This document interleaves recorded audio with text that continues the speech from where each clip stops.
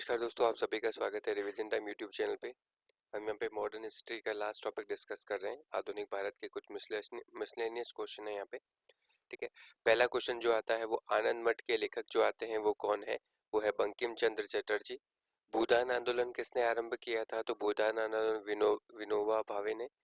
Live divine पुस्तक के लेखक जो आते हैं वो कौन है? वो अरविंद घोष है।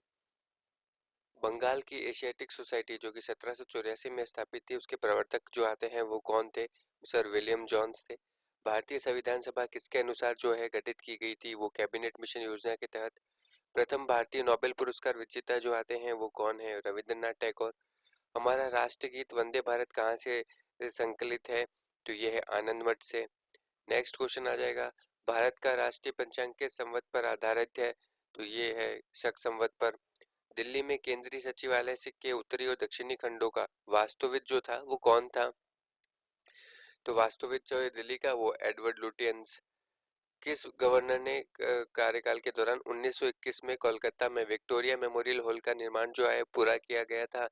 वो रीडिंग। भारत के राष्ट्रीय ध्वज का डिजाइन किसने तैयार किया था? वो पिंगली वेंकैया। नेक्स्ट, देवदास उपन्यास के रचनाकार जो आते हैं वो कौन है? वो है शरत चंद्र चट्टोपाध्याय। प्रेम पच्चीसी के रचनाकार कौन है? वो है प्रेमचंद जी।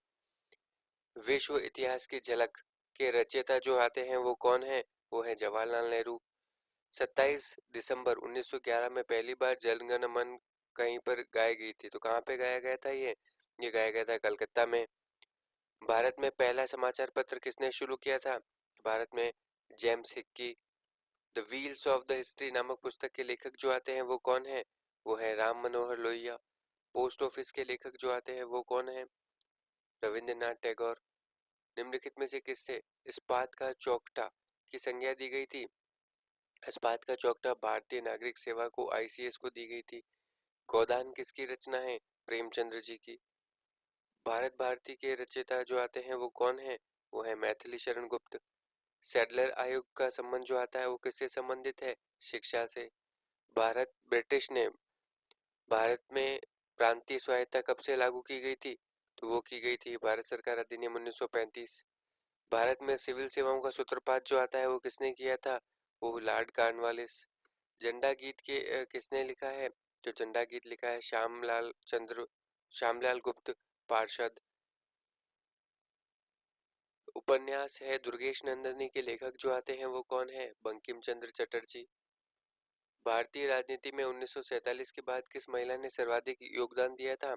तो उसका सही आंसर आ जाएगा अरुणा आसफ अली। वंदे मातरम गीत जो है किसने लिखा था? वो लिखा है बंकिम चंद्र चटर्जी।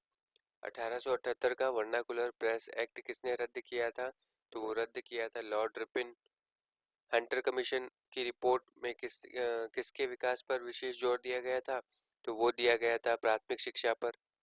किस एक्ट के द्वारा भारत के गवर्नर जनरल को अध्यादेश जारी करने की शक्ति प्रदान की गई थी? तो वो की गई थी इंडियन काउंसिल एक्ट 1861। नेक्स्ट है, निम्नलिखित में से किसके अंतर्गत भारत में सर्वप्रथम सर्वोच्च न्यायालय की स्थापना की गई थी? तो वो आता है रेगुलेटिंग एक्ट 1773। पत्रकार के कर्तव्य का निर्वहन करते हुए जेल जाने वाले पहले भारतीय जो थे वो कौन था? तो वो थे बाल गंगाधर तिलक। स्वतंत्र भारत का अंतिम गवर्नर जनरल जो था वो कौन था? वो थे C Rajagopalachari. Lectures from Colombo to Almora निम्नलिखित में से किसके अनुभवों पर आधारित है? तो वो आ जाएगा स्वामी विवेकानंद के अनुभवों पर आधारित है। इस तरीके से इसका पहला पार्ट यहीं समाप्त होता है। आप सभी का यहाँ तक बनाने